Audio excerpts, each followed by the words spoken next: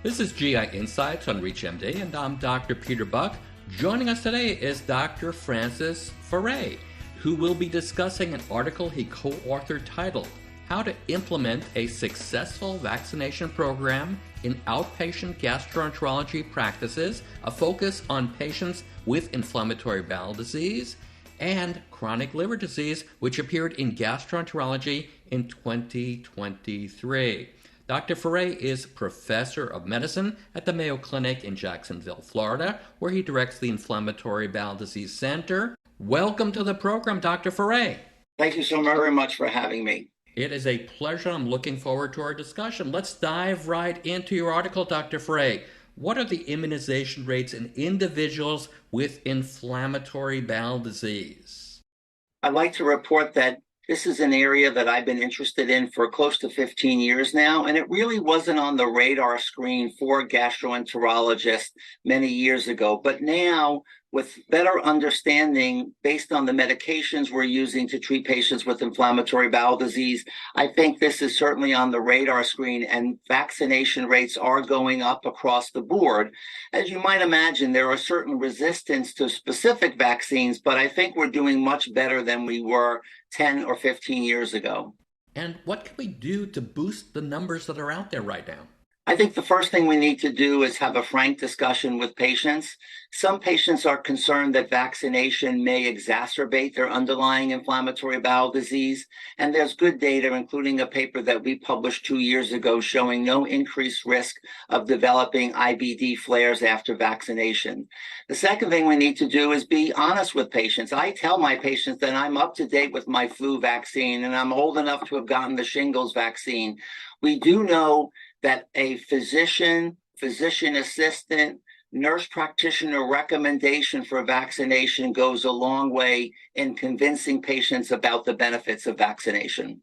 And how can the patients fall through the system? That's a big problem that we're all faced with, correct? I think the bottom line is you might have 20 minutes with the patient, you might have 40 minutes with the patient, and you have lots of things that you need to address. How they're doing in terms of their symptoms. Have they had their recent colonoscopy? What about their blood test? And vaccinations and other health maintenance issues often are at the end of the appointment when there's no time. So there's got to be a way to bring it to the forefront. Really important. And can you walk us through the immunization schedule for patients with inflammatory bowel disease? Sure. So the first thing the audience needs to know is that patients with inflammatory bowel disease have an increased risk of developing infections, and some, but not all, are vaccine preventable. Now, some of this has to be related to the medications we use, and we know that as many as 70% of patients with ulcerative colitis or Crohn's disease will be on immunosuppressive therapy at some point during their treatment course. And so it's best to try to address vaccines before they're immunosuppressed, because A, once they're immunosuppressed, they're at increased risk, and B, our vaccines work better in the non-immunocompromised patients. And if physicians want to look at a comprehensive list, all I have to do is look at your article, which appeared in Gastroenterology in 2023. Pretty comprehensive. Yeah, I think that you can certainly look at something that we've published, but another fantastic resource for the internist or gastroenterologist or hepatologist are the ACIP recommendations. They're published every spring in the Annals of Internal Medicine, and these are completely thorough and will go over the vaccines. They'll break it down by age, and they'll also break it down by specific disease. So you can look at individuals who are 19 to 59, and at the same time, they'll also have a section looking at immunocompromised patients that would include our patients with ulcerative colitis and Crohn's disease. Perfect. So let's turn our attention now to implementing a vaccination program. What are the steps needed to be successful? First thing is to recognize that vaccinations are part of health maintenance for patients with ulcerative colitis and Crohn's disease. The second, ideally, would be to have a vaccine champion, and that could be one of the nurses who see patients before or after the office visit, so that the physician, nurse practitioner, or PA has more time to talk about managing their diseases. We have Epic in our system, and Epic has checklists that you can create There are checklists from the Crohn's and Colitis Foundation, from an organization called Cornerstones, and you could put these in your EMR and have a checklist to remind yourself about the vaccines that are needed. But the first thing is to recognize that they're important and that we're keeping our patients safe by implementing a vaccination program. Trying to implement an immunization program in a practice can be challenging. Don't forget that you can simply send your patient to their local pharmacy with a prescription. The pharmacies here in the United States often carry between 12 and 15 different vaccines. They can run a claim. The patient will know that the claim for the vaccine is going to be paid for. And as you know, some vaccines are covered by the federal government, and that patient can then get their vaccine even if you don't have the ability to administer the vaccine in your office.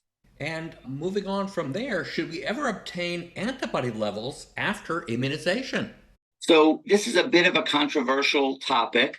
In our 2017 article that was published in the American Journal of Gastroenterology on preventive healthcare in patients with inflammatory bowel disease, we did recommend to check hepatitis B serology in patients who are not immune after receiving vaccination. And the reason to do that would be some patients who are on immunosuppressive therapy may not mount a response to standard vaccination.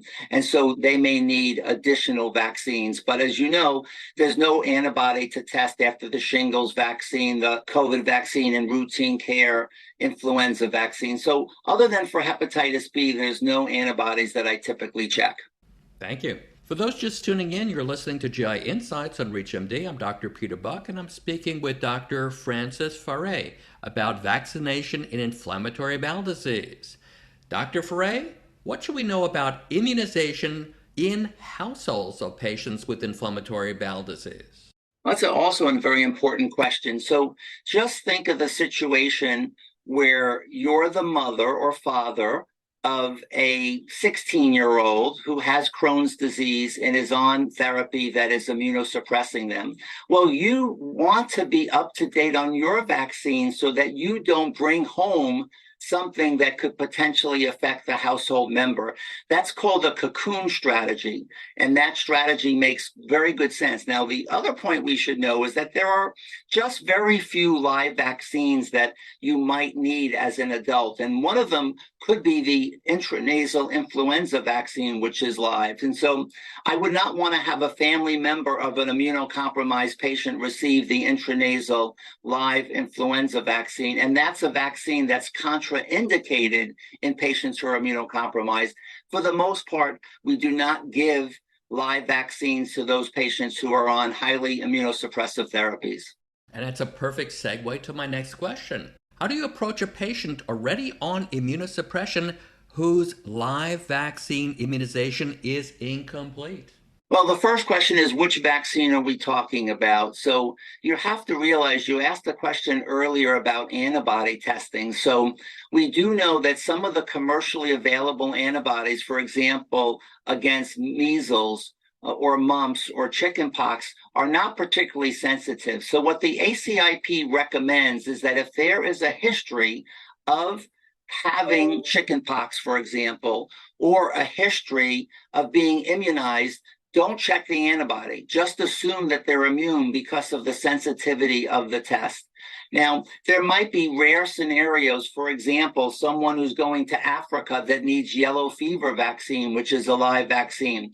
In a situation like that, I actually defer to my colleagues in infectious disease or travelers clinic because of the nuances.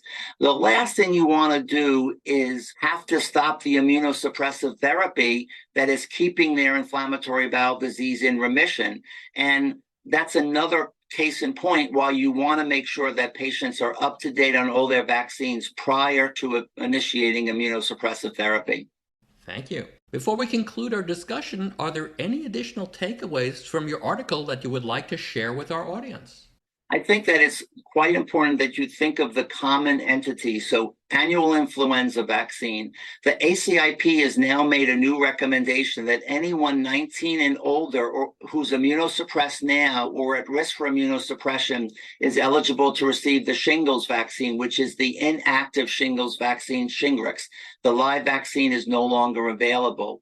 Think about RSV. We now know that RSV is just as common as influenza, and we just published a paper that shows an increased risk of RSV infection in patients with ulcerative colitis and Crohn's disease.